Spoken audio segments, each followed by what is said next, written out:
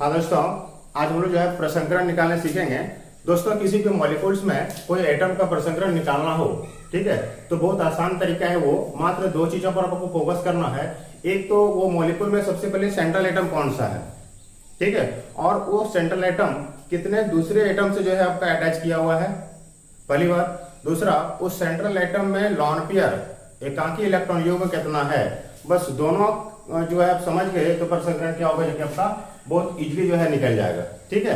और एक चीज और ध्यान देना है कि total number of attached atom plus lone pair, ठीक है, ये दोनों का मान जो है आपका 2 से लेकर 7 तक आता है, ठीक है। Total number of attached atom किसके द्वारा, जाके आपका सेंट्रल एटम के चारों ओर जो आपका मॉलिक्यूल सेंट्रल एटम जो है उसके चारों ओर जो अदर एटम जो आपका अटैच किया हुआ है वो प्लस जो है आपका उस सेंट्रल एटम में कितना लॉन पेयर है, जोड़ा, ठीक है। दोनों का योगफल जो आपका कितना होगा 2 से लेकर 7 तक। और यहाँ चीज ध्यान देना होगा आपको, यदि एडिशन आपका 2 निकलता है इसका मतलब क्या होगा, प्रसंकरण जाके आपका sp होगा। 3 निकलता तो क्या होगा, sp2 होगा। 4 निकलता तो क्या होगा, sp3 होगा। 5 में क्या होगा, sp3d होगा। 6 में जाके आपका sp3d2 होगा और 7 में क्या होगा, sp3d3 होगा। बस ये चीज आपको याद रखना होगा, ठीक है। ये क्या है, तो total number of attached atom जिसका हम लोग निकालेंगे, उस एटम के द्वारा कितना और एटम जुड़ा हुआ है, प्लस जो है उस सेंट्रल एटम में कितना मेरा लॉन पेयर है, ठीक है। दोनों का योगफल जो है आपका जाके 2 से लेकर 7 तक होता है। और 2 से क्या होगा, sp, sp2, sp3, sp3d, sp3d2 और sp3d3, इस तरह से 2 से लेकर 7 तक का हाइब्रिडेशन होता है, ठीक है। अब हम लोग जो है एग्जाम्पल देखेंगे क्या ये कैसे जो है ये अप्लाई होता है, ठीक है। सपोज मान लेते हैं कि सबसे पहले छोटा सा एग्जाम्पल लेते हैं CH4, ठीक है। क्या एग्जाम्पल लिए हम, CH4। दोस्तों, CH4 का सेंट्रल एटम कौन सा है, जाके आपका कार्बन है, ठीक है। और कार्बन जब सेंट्रल एटम है तो कार्बन के साथ जो है दूसरा एटम कौन सा है, हाइड्रोजन, कितना जुड़ा हुआ है, तो जाके आपका 4 जुड़ा हुआ है। प्लस कार्बन जो है आपका जाके ग्रुप 14 का एलिमेंट है, ठीक है, ग्रुप 14 के एलिमेंट है। और इसका वैलेंस इलेक्ट्रॉन कितना होता है, 4, ठीक है। वैलेंस इलेक्ट्रॉन 4 होता है। चारों का चारों इलेक्ट्रॉन जो है आपका बॉन्ड बनाने में भाग लिया हुआ है। इस पर लॉन पेयर कितना बचा, कुछ नहीं बचा। 4 सारा इलेक्ट्रॉन तो यहाँ पे बॉन्ड बनाने में भाग ले लिया है, तो कितना बचेगा लॉन पेयर, 0। इस प्रकार कितना हो जाएगा 4, और 4 का क्या होगा जाके आपका पेयर, तो sp3 होगा, ठीक है। दूसरा एग्जाम्पल जैसे मान लेते हैं क्या हम H2O लिए, ठीक है। तो H2O में क्या होगा, सबसे पहले जो है इसका सेंट्रल एटम कौन सा है, तो ऑक्सीजन है। तो ऑक्सीजन सेंट्रल एटम हो गया, तो ऑक्सीजन से जो है कितना दूसरा एटम जुड़ा हुआ है, 2 जुड़ा हुआ है। प्लस ऑक्सीजन जो है ग्रुप 16 का एलिमेंट है। और इसका जो वैलेंस इलेक्ट्रॉन जाके आपका होता है 6, और 6 में से जो है 2 जो है आपका बॉन्ड बनाने में भाग ले लिया है, तो 2 चला गया, कितना बचेगा, 4। 4 का मतलब 4 इलेक्ट्रॉन है, तो पेयर कितना होगा, 2 पेयर होगा, तो 2 पेयर हो जाएगा। तो 2 और 2 4, 4 का मतलब क्या हो जाएगा कि आपका sp3 यहाँ भी हो जाएगा, ठीक है। तीसरा एग्जाम्पल लेते हैं, जैसे मान लेते हैं कि हम अमोनिया लिए, ठीक है। अमोनिया लिए, तो अमोनिया में सेंट्रल एटम कौन सा है, नाइट्रोजन। नाइट्रोजन से कितना दूसरा एटम जुड़ा हुआ है, तो 3 हाइड्रोजन है, तो कितना हाइड्रोजन है, 3। प्लस नाइट्रोजन जो है ग्रुप आपका 15 का एलिमेंट है।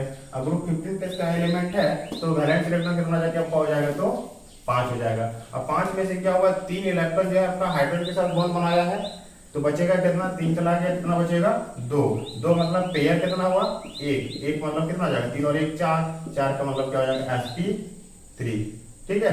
तो इस प्रकार से किसी भी एलिमेंट का जो हम हाइब्रिडेशन निकाल सकते हैं। कुछ और एग्जांपल देखते हैं।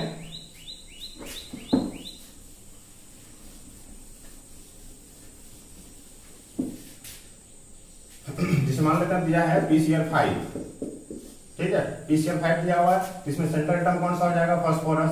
फास्फोरस जो है कितना अन्य एटम से जुड़ा हुआ है, तो 5 में क्लोरीन है। अब फास्फोरस जो है ग्रुप 15 के एलिमेंट है। अब ग्रुप 15 के एलिमेंट का वैलेंस इलेक्ट्रॉन कितना होता है, आपका 5 होता है। और पांचों का पांचों इलेक्ट्रॉन जो है आपका बॉन्ड बनाने में जो है इन्वॉल्व हो चुका है, तो लॉन पेयर कितना बचेगा, 0। और इस प्रकार से इसका क्या हो जाएगा, 5 और 5 के क्या होगा, हाइब्रिडेशन आपका sp3d हो जाएगा, ठीक है। और उसी प्रकार एक और देखते हैं SF6, ठीक है। SF6 में क्या होता है, सेंट्रल एटम आपका सल्फर हो गया, ठीक है।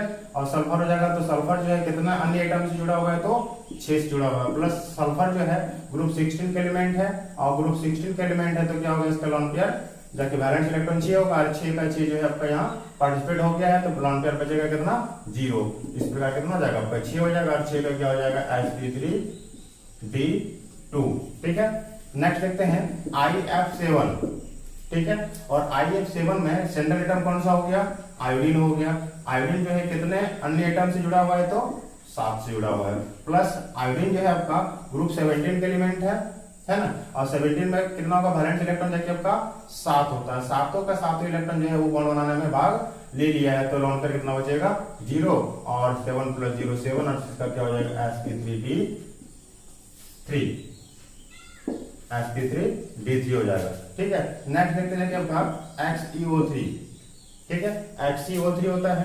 अब Xe आपका जो है सेंट्रल एटम हो गया, कितना अन्य एटम से जुड़ा हुआ है, तो जाके आपका 3 से जुड़ा, 3 ऑक्सीजन है। अब यहाँ ध्यान देना होगा कि Xe जो है सबको पता है ग्रुप 18 का एलिमेंट है। अब ग्रुप 18 का एलिमेंट में जो है वैलेंस इलेक्ट्रॉन कितना होता है 8 में से जो है 3 ऑक्सीजन है। आप प्रत्येक ऑक्सीजन जो है आपका 2-2 इलेक्ट्रॉन को लेता है। एक ऑक्सीजन जो है आपका 2 इलेक्ट्रॉन लेता है, क्योंकि डबल बॉन्ड डाइवैलेंट होता है वो। तो 3 ऑक्सीजन है, तो 3 × 2 यानी कि 6 इलेक्ट्रॉन चला गया। 8 में से जो है 6 चला गया, कितना बचेगा 2 मतलब एक जोड़ा मतलब 1 हो जाएगा। 3 और 1 4 का क्या होगा sp3। ठीक है, और इसी प्रकार जैसे मान लेते हैं कि आप XeOF4 डाल दिया। ठीक है, इसका जो है हमको निकालना है, तो इस कंडीशन में क्या होगा, सेंट्रल एटम मेरा कौन सा हो गया, जीनोन हो गया। और जीनोन जो है कितना से जुड़ा हुआ है, तो क्लोरीन है 4, ऑक्सीजन 1 5, टोटल कितना हो जाएगा 5 प्लस जीनोन का जो वैलेंस इलेक्ट्रॉन 8 होता है। 8 में भी क्या है हम लोग देखें कि ऑक्सीजन जो है 2 लेके जुड़ता है, तो 2 ऑक्सीजन ले लिया। F आपका जो है 4 जुड़ा हुआ है, तो F का कितना हो जाएगा 4 निकल गया। तो 6 2 4 2 6 8 - 6 हो जाएगा 2 मतलब क्या होगा 1। ठीक है, एक जोड़ा हो जाएगा यहाँ पर, और एक जोड़ा मतलब 6 हो जाएगा। 6 पे क्या होगा sp3d2।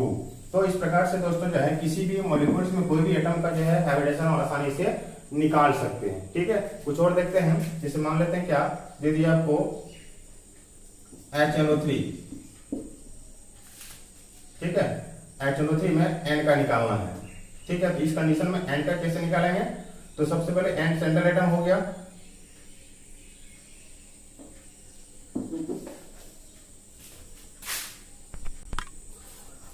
अब हम लोग देखते हैं क्या, इसे SO2 का दिया हुआ है। ठीक है, तो SO2 में जो है सेंट्रल एटम क्या हो जाएगा आपका सल्फर, और सल्फर कितना ऑक्सीजन से जुड़ा हुआ है, तो 2 से जुड़ा हुआ है। ठीक है, और 2 जुड़ा हुआ है, तो आपका जो है सल्फर का वैलेंस इलेक्ट्रॉन 6 होता है। 6 में से जो है प्रत्येक ऑक्सीजन आपका 2-2 लेकर आता है, तो 2 ऑक्सीजन हो गया 4 हो जाएगा।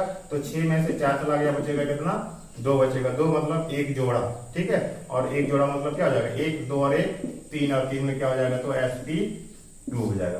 ठीक है, इस प्रकार से जो है हम किसी भी मॉलिक्यूल्स में कोई भी एटम का हाइब्रिडेशन आसानी से निकाल सकते हैं। अब देखते हैं, मान लेते हैं कुछ आयंस दिया हुआ है हमको, जैसे मान लेते हैं कि SO4- दिया है।